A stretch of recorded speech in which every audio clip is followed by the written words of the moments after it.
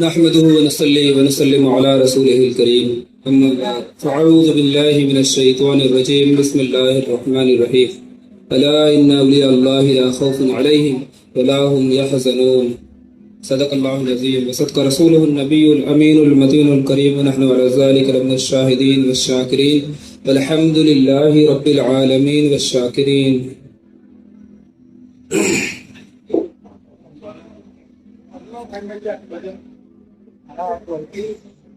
آپ سب ہم یہاں پر جو موجود ہیں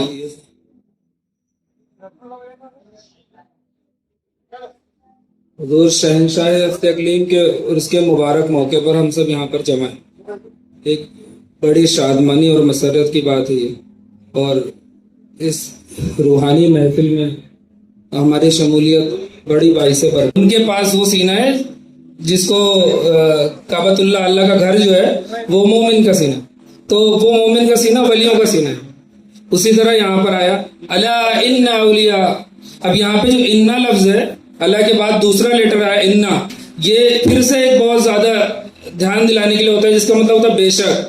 انا یہ بھی ایک امپورٹنس دکھانے کے لیے ہوتا ہے. دو چیزیں آپ کو ایک ہی جگہ پر وارننگ، چیتاونی، ایک سنکیت یہاں پر اس طرح سے دیا جا رہا ہے. الا ان اولیاء اللہ لا خوف علیہم ولا هم يحزنون. الا ان اولیاء اللہ، اللہ کے اولیاء، اللہ کے ولی. ولی جو لفظ بنا ہوا ہے وہ ولا سے بنا ہوا ہے. ولا قرب ہونے، قروب ہونے کے لیے ہوتا ہے، قریب ہونے کے لیے ہوتا ہے نا. وصل جیسا لفظ ہے، ملنے کا جو لفظ ہے اس کو ولا سے بولتے ہیں. تو ولا یعنی ولی کے لیے ہے وہ. الا ان اولیاء اللہ، اللہ کے ولیوں کو کوئی خوف نہیں ہوگا اور نہ انہیں وہ غمگین ہوں گے.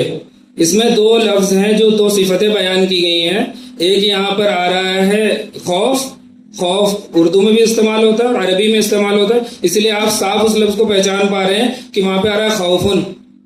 لا خوف علیہم، علیہم یعنی ان پر کوئی خوف نہیں ہے. لا خوف علیہم، خوف ایک نارمل اردو ورڈ ہے، آپ سمجھتے ہیں، وہی لفظ عربی میں بھی استعمال ہوا ہے. ایک ہی ٹائپ کی ورڈ دونوں لینگویج میں استعمال ہوئے ہیں. تو جب خوف کا لفظ وہاں پر آگے کہ خوف نہیں ہے، خوف نہیں ہوگا. اور دوسرا لفظ آ رہا ہے وہاں پہ حزن. حزن جو عربی کا ورڈ ہے اس کا ہم غم معنی لیتے ہیں، غم، کہ وہ انہیں نہ خوف ہوگا اور نہ وہ غمگین ہوں گے. اس کا اصل مراد تو قیامت کے لیے ہے کہ وہ قیامت کے دن کسی خوف میں نہیں ہوں گے، کسی غم میں نہیں ہوں گے، نہ کوئی غم پائیں گے. جبکہ باقی سب لوگ کس طرح کے اضطراب میں رہیں گے آپ نے قیامت کے بیان میں بہت دفعہ سنا ہوگا. اب یہاں پر ایک مختصر وقت میں بات کمپلیٹ کر رہے ہیں، ورنہ میں کچھ تمہید بنا کر اس بات کو بولتا آپ سے کہ یہ نقطہ آپ اس طریقے سے سمجھ لیجئے. اس میں ایک بڑی خوبصورت، ہم سب کے لیے بڑی ایک نفیس بات اس کے اندر ملتی ہے جب ہم اس کو کسی تفسیر سے نہیں، کسی لغوی معنی میں چلے جائیں، صرف گرامر کے اندر سے اگر اس کو ہم سمجھیں نا تو اور زیادہ ایک نفیس بات پتہ چلتی ہے. خوف جو ورڈ ہے، خوف انسان کا ذاتی معاملہ ہوتا ہے. انسان خود گھبراتا ہے کسی چیز، وہ خوف خود کے لیے ہوتا ہے. اب ایک سامنے آپ جا رہے تھے، آپ سڑک پہ جا رہے تھے، اچانک آپ کے سامنے ایک حادثہ پیش آیا کہ جانور پیش آ گیا، ایک گاڑی اچانک سے آ گئی، آپ کا دل دھڑکنے لگتا ہے، آپ گھبرا جاتے ہیں. اس کو کہتے ہیں، اس طرح کی ایک چیز کو، اس کیفیت کو کہتے ہیں خوف. یہ کیفیت ایک طرح، تو اس کیفیت کو کہتے ہیں خوف. اور دوسرا ہوتا ہے غم.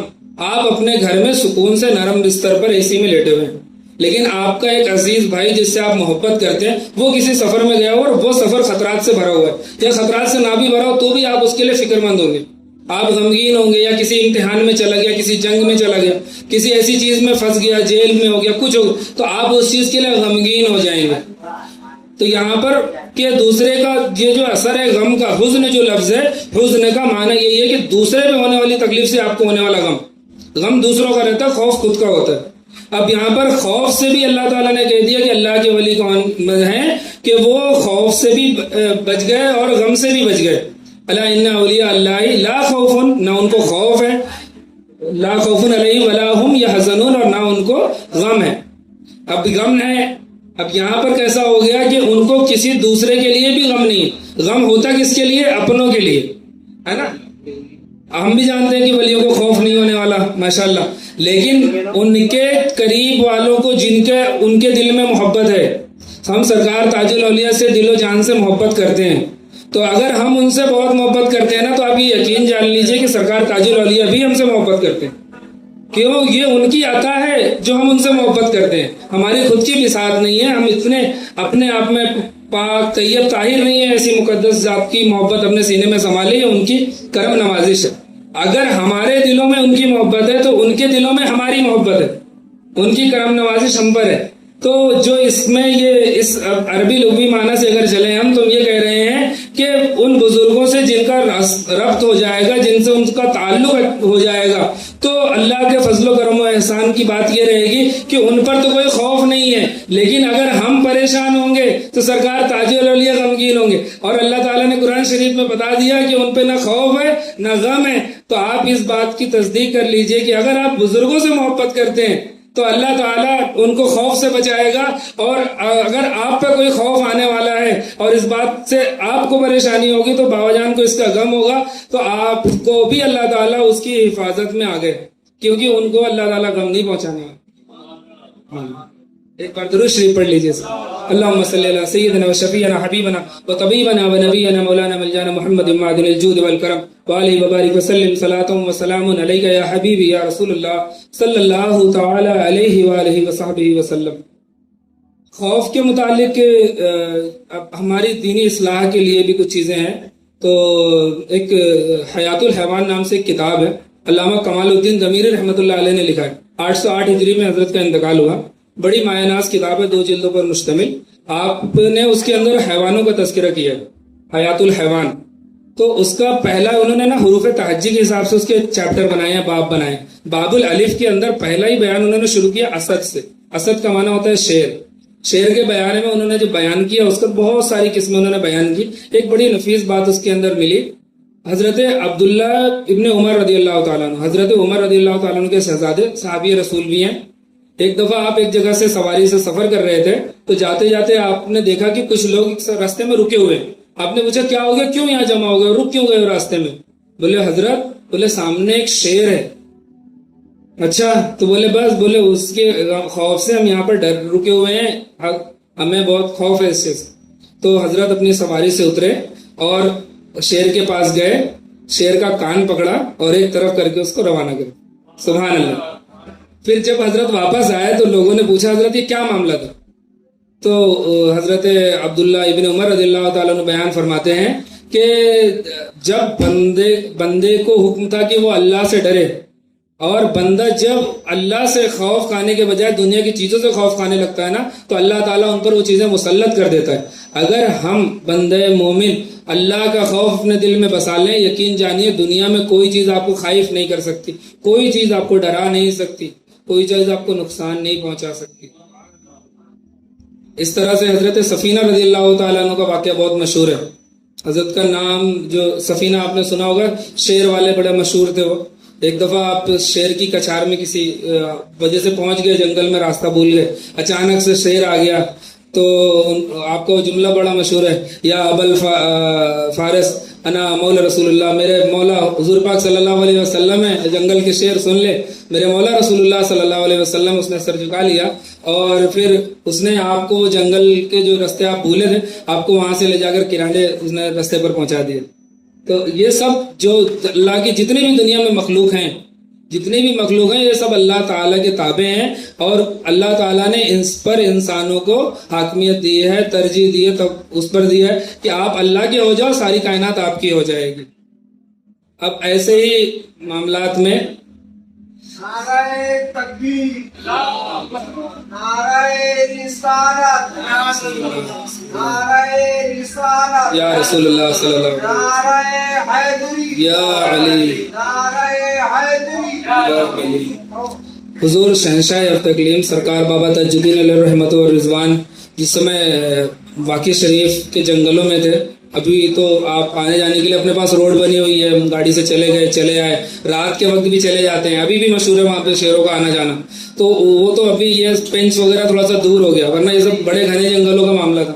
اور آج سے ہم 100-150 سال پہلے کی بات کر رہے ہیں, 1890 وغیرہ کے دوران حضرت کا وہاں پہ زیادہ رہنا رہا. 1889 وغیرہ میں آپ فوج سے واپس آئے تھے اور 1892 میں آپ جیل وہ پاگل خانہ تشریف لے گئے تھے. تو اس دوران آپ کا جب جنگل میں رہنے کا زیادہ معاملہ اس طرح سے ہوا اور بعد میں بھی رہا، تو اس دوران کی اگر بات ہوگی تو ہم تو سوچ بھی نہیں سکتے، مطلب یہ علاقوں میں شیر آتے ہوں گے حیدر آباد شریف میں اس وقت شاید، تو اس سمے وہ اس طرح کے گھنے جنگل، اور یہ تو پورے ہندوستان میں مشہور علاقے ہیں نا شیروں کے، یہاں شیر کا جس طرح سے بشیرہ ہے سب دوسری جگہوں میں نہیں ہے، جتنے زیادہ پینچ پارک وغیرہ اور ادھر سامنے چندرپور کی سائڈ میں بھی ٹائیگر وغیرہ کا ہے ریزروس ہیں، تو اس سمے بہت زیادہ معاملات یہاں پہ شیروں کے تھے۔ سرکار تاج الاولیاء گھنے جنگلوں کے اندر عبادت فرمایا کرتے تھے۔ ایک دفعہ ایسے ہی کچھ لوگ پہنچ گئے حضرت کی تلاش میں، محبین متوسلین کا بھی معاملہ بڑا عجب رہتا ہے، جنگلوں میں بھی چلے جاتے ڈھونڈتے، تو وہاں پر پہنچے تو آپ لوگوں نے یہ دیکھا کہ سرکار تاج الاولیاء بیٹھے ہوئے ہیں وہاں پر، ایک چٹان پر بیٹھے ہوئے ہیں اور ایک شیر بازو میں بیٹھا ہوا ہے۔ ببر شیر کو دیکھ کر باقی لوگ گھبرا گئے اور دیکھتے دیکھتے ہی رہ گئے وہاں سے کسی کی بڑھنے کی ہمت نہیں ہوئی، بزرگوں کا خود خوف رہتا ہے، پھر تو شیر بھی بیٹھا ہوا تھا وہاں پہ، دونوں طرف سے لوگوں کو ہیبت کا معاملہ تھا، کوئی گئے نہیں، وہ وہاں پر بڑی ادب سے بیٹھا رہا کافی دیر تک اور اس کے بعد وہاں سے اٹھ کر چلا گیا۔ سرکار تاج الاولیاء اس کے جانے پر یا اس کے وہاں موجود رہنے پر جاتے سمے آپ کے چہرے سے کوئی تغیر نہیں ہوا، کوئی آپ کے حالات میں بدلاؤ نہیں آیا، وہ ان کے سینوں میں خوف نہیں ہے، یہ آیت کی مثال سرکار تاج الاولیاء ہیں۔ ایسے ہی سرکار تاج الاولیاء کا ایک واقعہ، ٹرین کی پٹری پر آپ بیٹھے ہوئے تھے اور اکثر آپ کا بیٹھنے کا معمول رہا کرتا تھا، تو ٹرین ایک دفعہ بڑی تیز رفتار سے آ رہی تھی، ابھی جیسے نہیں ملٹی لائن ویز بنے ہوئے ہیں، پہلے ٹرین بڑے لمیٹڈ سورسز تھی، تو وہاں پر پٹری پہ بیٹھے ہوئے ٹرین بڑی رفتار سے آ رہی ہے، ابھی تو بریکنگ سسٹم بہت اچھے ہو گئے، ٹرین کو پھر بھی ابھی بھی نہیں روکا جا سکتا کیونکہ وہ لوہے پہ لوہا چلتا ہے، کوئی ربر نہیں ہے جس کی وجہ سے بریک مارنے سے وہ رکے گی، وہ لوہے کو اگر بریک مار دیں گے تو اس کے اوپر رگڑ کر وہ کلومیٹر چلی جائے گی۔ تو وہاں پر سرکار تاج الاولیاء بیٹھے ہوئے، اب سامنے یہ ایک طرح سے خوفناک منظر ہے، ایک روڈ پہ ایکسیڈنٹ ہونے جیسا ہے یا اس سے زیادہ خطرناک، وہاں ٹرین بالکل قریب آ چکی، اب بابا جان بیٹھے ہوئے اپنے مستی میں، تو انہیں کیا معاملہ ہے کسی چیز کا، تو وہ ٹرین بڑی رفتار سے آ رہی ہے، سب لوگ گھبرائے ہوئے ہیں، بیٹھے ہوئے ہیں، دیکھ رہے ہیں کہ ٹرین قریب پر قریب آتے جا رہی ہے، اب بابا جان کو آواز بھی دے رہے ہیں تو سن نہیں رہے لوگوں کی، اب وہ ٹرین بالکل قریب آ کر اچانک سے رکنے لگی اور وہ نہ ڈرائیور روک سکتا تھا نہ کچھ، آ کر وہ بابا جان سے پہلے رک گئی۔ یہاں پر یہ انہی چیزوں کی مصداق ہے، خوف کا، خوف نہیں ہوتا ولیوں کے سینے میں، اور ہمیں بھی ان سے محبت کر کر کے اپنے سینوں سے بھی دنیا کے خوف کو دور کرنا ہے، یہی ہمارے لیے ضروری چیز ہے۔ اب یہاں پر حزن کے بارے میں بھی ہم نے بتایا آپ کو کہ نہ ان کو کسی چیز کا غم ہے اور نہ کسی چیز کا خوف ہے، تو غم بھی نہیں ہے، خوف بھی نہیں ہے۔ اب یہاں پر یہ چیزیں ہیں ہمارے سامنے، حضرت مولا کائنات رضی اللہ تعالیٰ عنہ کی ایک تو کچھ باتیں میں ساتھ میں شامل کرنا چاہتا ہوں کہ یہ سب چیزیں حاصل کرنے کے لیے نا سب سے زیادہ ضروری چیز ہے کہ ہم چھوٹی چھوٹی چیزوں پر محنت کریں، ہے نا۔ اولیاء اللہ کے قریب جانے کے لیے تو مولا کائنات رضی اللہ تعالیٰ عنہ فرماتے ہیں کہ عمل سے زیادہ اس کے اہتمام قبولیت پر کوشش کرو کہ جو بارگاہ رب العزت میں قبول ہو جائے وہ عمل تھوڑا نہیں ہے۔ اگر ہم نماز پڑھ رہے ہیں تو نماز پڑھنے، اس کی تعداد، اس کی عدد، اس میں تسبیحات سے زیادہ اپنے دل کو سمیٹو اور اس پر آپ کو قبولیت کے لیے زیادہ فوکس کرو، یہ زیادہ ضروری چیزیں ہیں۔ بات میری چھوٹ گئی، وہ مجھے اس کے اندر ایک اور چیز شامل کرنی تھی کہ جیسے خوف نہیں ہے لیکن پریشانی اور آزمائش جو ہے نا یہ بھی ایمان کا حصہ ہے، جتنی زیادہ آپ کا ایمان کا درجہ ہوگا اتنی سخت آزمائش آپ پر ہوگی۔ تو لوگ اس میں یہ گمان کرتے ہیں کہ ہم کہہ رہے ہیں خوف نہیں ہے، پھر بھی بابا جان کو مطلب 16 سال جیل میں تھے، پاگل خانہ شریف کے اندر آپ اتنے دن تک بند رہے، تو یہ ایک طرح کی تو پریشانی ہوئی نا۔ ایسے ہی سیدنا امام حسین رضی اللہ تعالیٰ عنہ سے نسبت رکھنے والے مہینہ محرم شریف میں ہے، تو آپ یہ بھی دیکھیں کہ محرم میں سرکار سیدنا امام حسین رضی اللہ تعالیٰ عنہ پر کس طرح کے مصیبتیں اور آزمائشیں آئیں۔ تو آزمائش ایک الگ چیز ہے، آزمائش ایمان کا حصہ ہے، جس طرح کا ایمان ہے اللہ تعالیٰ ضرور آزمائے گا، اللہ تعالیٰ ضرور آزمائے گا، آزمائش جو ہونا ہے آزمائش اس کا حصہ ہے۔ آزمائش اور ہونے والے پریشانی سے خوف، اس پہ خوف نہیں آیا۔ مولا کائنات رضی اللہ تعالیٰ عنہ وہاں پر جب جنگ کے میدان پر تھے، سیدنا امام حسین رضی اللہ تعالیٰ عنہ جب جنگ کے میدان میں تھے تو سامنے والوں پہ خوف تھا، آپ پر خوف نہیں تھا۔ آپ کے سینے میں خوف نہیں تھا، نہ آپ کے خیمے میں خوف تھا، نہ عورتوں میں خوف تھا نہ بچوں میں خوف تھا. ورنہ سیدنا امام حسین رضی اللہ تعالیٰ عنہ نے تو رات کے قبل موقع میں فرما دیا تھا کہ اتنا اندھیرا ہے, سب کو اجازت ہے, جو جانا چاہتے ہو چلے جاؤ, میرے سے معاملہ ہے ان کا, میں ان سے نپٹ لوں گا. لیکن وہاں پر کسی کے اندر وہ خوف کا معاملہ نہیں تھا.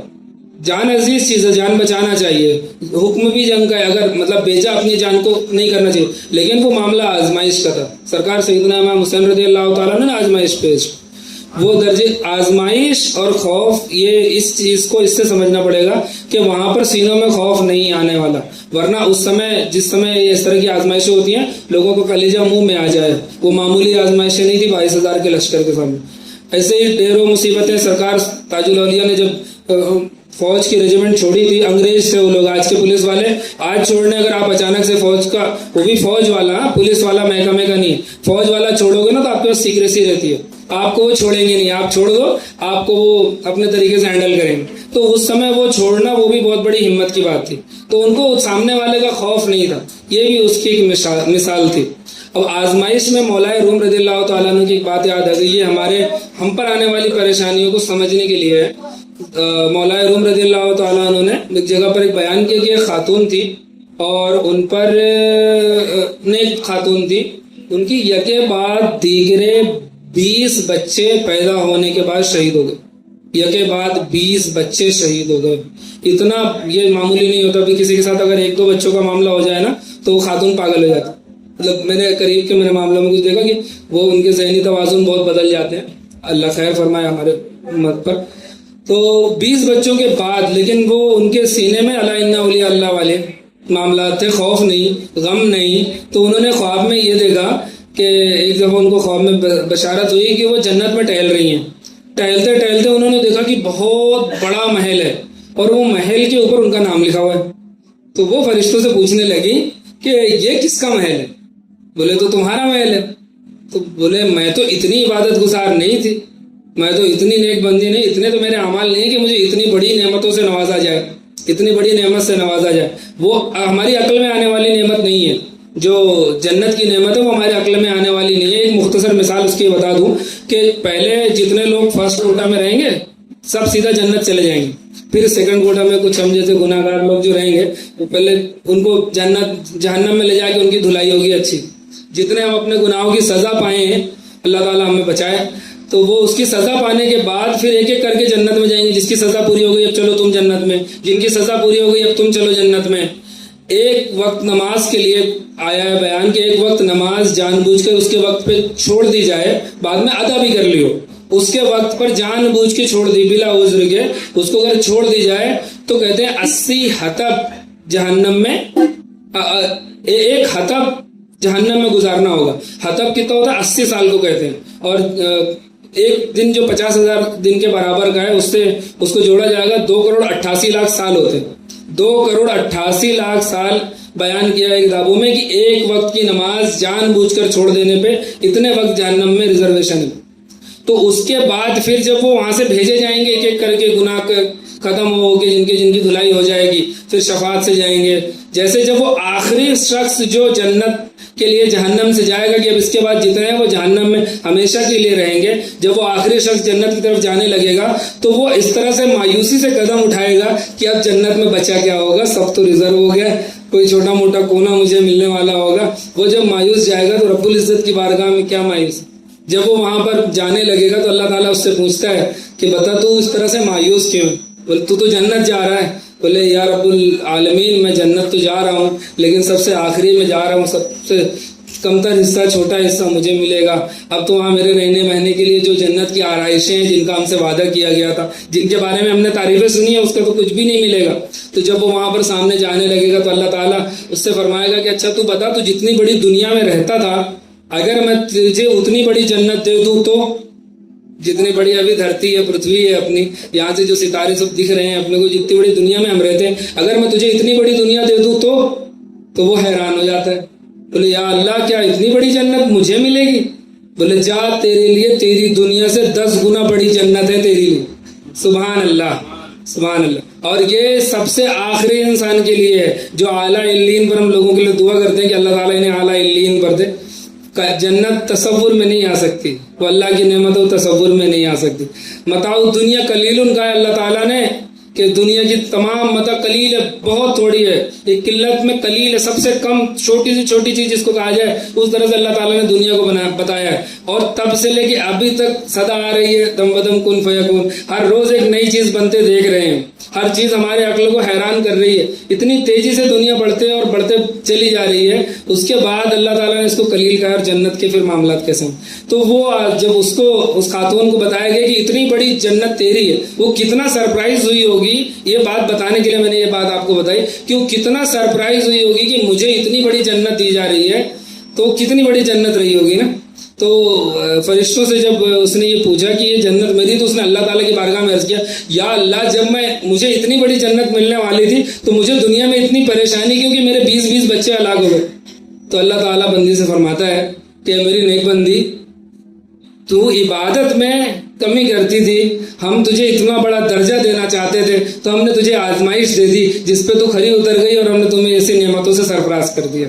सुभान अल्लाह। तो दुनिया में आने वाली परेशानी हमारे लिए बड़ी नेमतों का बाइस होती है, बड़ी नेमतों का बाइस होती है। सरकार ताजुल औलिया के फजलो करम एहसान से हम यहाँ पर मौजूद हैं और ये महफिल आगे चलेगी।